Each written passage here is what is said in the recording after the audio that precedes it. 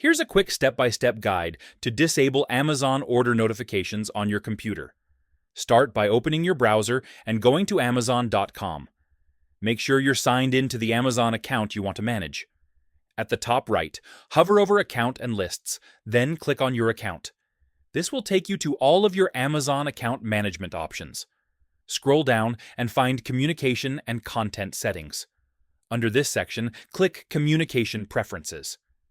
This is where Amazon controls all email, SMS, and push notifications.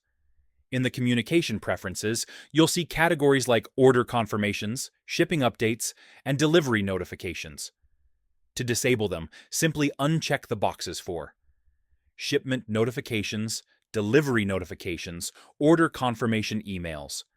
If SMS is enabled, scroll down to SMS Preferences and turn off shipment and delivery text alerts.